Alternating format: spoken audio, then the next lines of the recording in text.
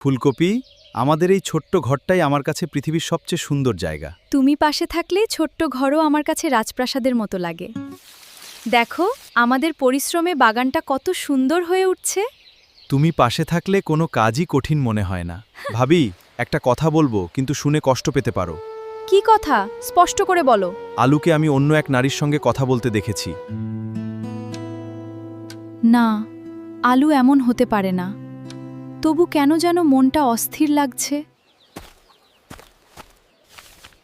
এই চিঠিটাই তাদের সুখের সংসার ভাঙার জন্য যথেষ্ট।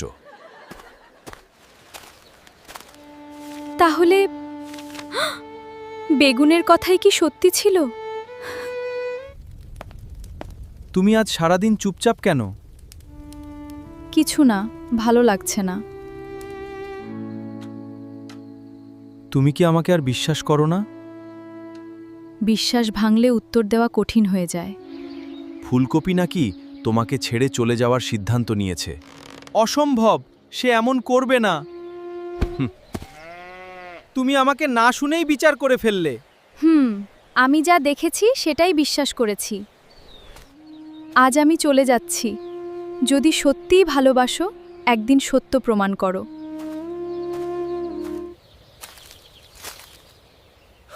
হা, অবশেষে ওদের সংসার ভেঙে গেল। বেগুনের আচরণ স্বাভাবিক লাগছে না। সত্যটা খুঁজে বের করতেই হবে।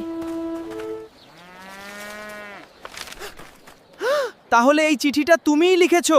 না না, আমি কিছু করিনি।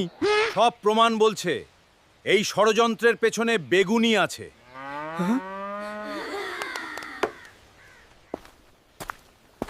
হ্যাঁ, সব দোষ আমার। হিংসার বশে আমি এই অন্যায় করেছি। আমাকে ক্ষমা করে দাও। আমিও ভুল করেছি। এবার থেকে আমরা কাউকে বিশ্বাস করার আগে একে অপরের কথা শুনব। আমাকে আরেকটি সুযোগ দাও। ভুলের শাস্তি আছে, কিন্তু অনুতাপের মূল্যও আছে। বিশ্বাস থাকলে কোনো ষড়যন্ত্রই সংসার ভাঙতে পারে না। সত্য একদিন না একদিন প্রকাশ পায়। ঐক্য, বিশ্বাস আর ভালোবাসাই সুখের